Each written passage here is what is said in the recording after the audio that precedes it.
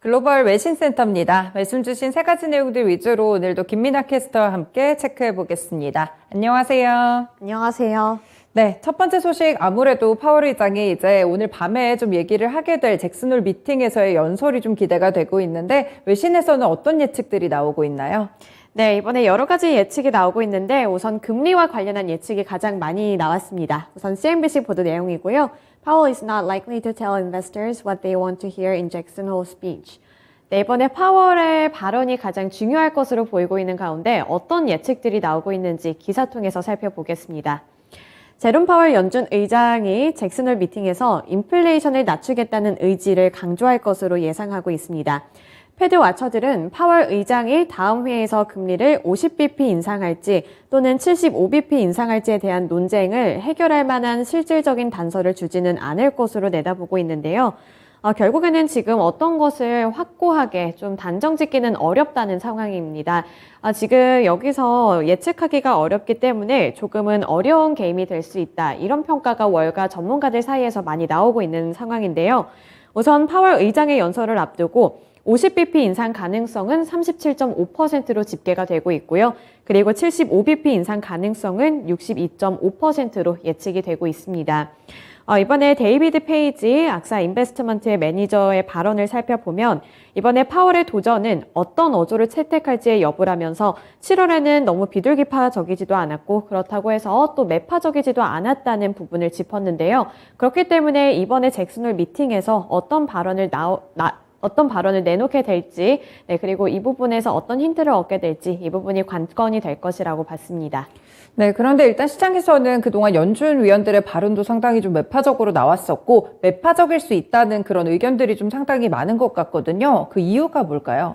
네, 우선은 말씀하신 대로 이 매파적으로 보고 있는 시각들을 먼저 살펴보겠습니다.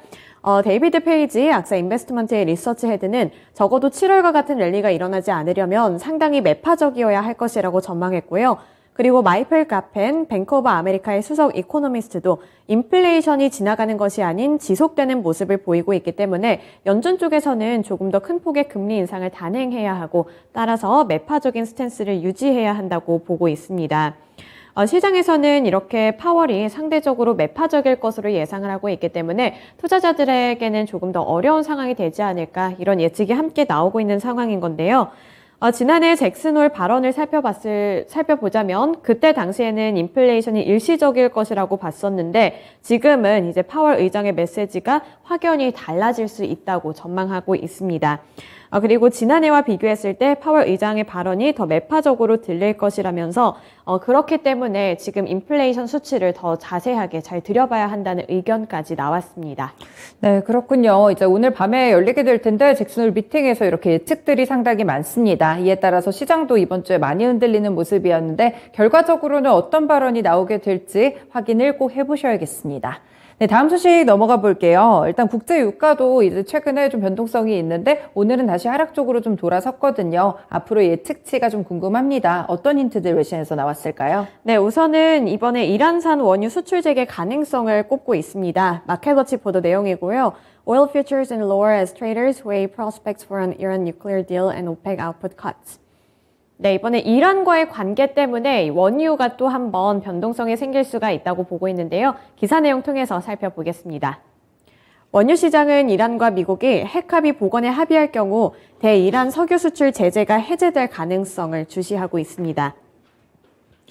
전날 이란 측에서는 이 유럽연합이 제안했던 핵합의 최종 중재안에 대해서 미국의 답변을 검토 중에 있고 이후에는 이 최종 입장을 발표할 예정이라고 밝혔는데요. IAEA 사무총장은 인터뷰를 통해서 이란 핵협상 합의에 이르기까지 그리 멀리 떨어져 있는 것으로 보이지 않는다고 밝혔습니다. 따라서 이 과정에서 유럽연합의 역할이 굉장히 중요하다고 강조했는데요. 이러한 멘트 자체로는 지금 긍정적인 시그널로 해석이 되고 있는 분위기입니다. 긍정적인 검토를 하겠다 이런 해석으로 해석이 되면서 긍정적인 의미를 갖고 있는데요. 하지만 미국 쪽에서 이란이 요청했던 추가 조건을 모두 거부한 상황이고 또 이란의 국제 사찰에 대한 모든 제한을 해제할 것을 촉구했다는 보도까지 나온 상황이기 때문에 이 협상 타결 가능성이 아예 투명하다고 보지는 않고 있습니다. 그러니까 아직까지는 좀 안심하기가 이르다는 분위기가 나오고 있는 상황입니다.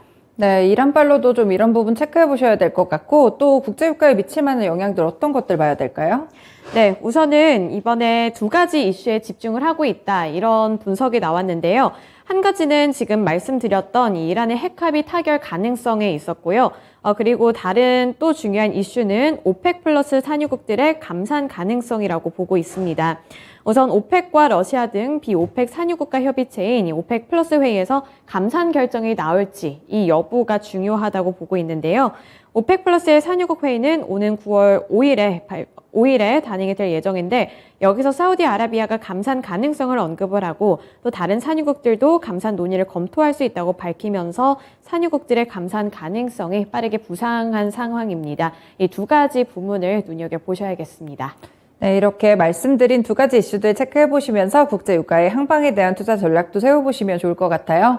마지막 소식은 좀 개별 소식이겠죠. 펠로톤 운동기구 업체인데 저도 기억을 하는 게 이 아마존과 함께 또 공급 계약 소식이 나오게 되면서 상당히 좀 폭등을 했던 걸로 기억을 하거든요. 그런데 오늘은 또 18%나 빠졌어요. 네. 어떤 이유가 있었을까요? 네, CNBC 보도 내용이고요. Peloton shares plummet after company reports a big loss and declining revenue. 네, 어떤 이슈가 있었는지 주가부터 살펴보겠습니다.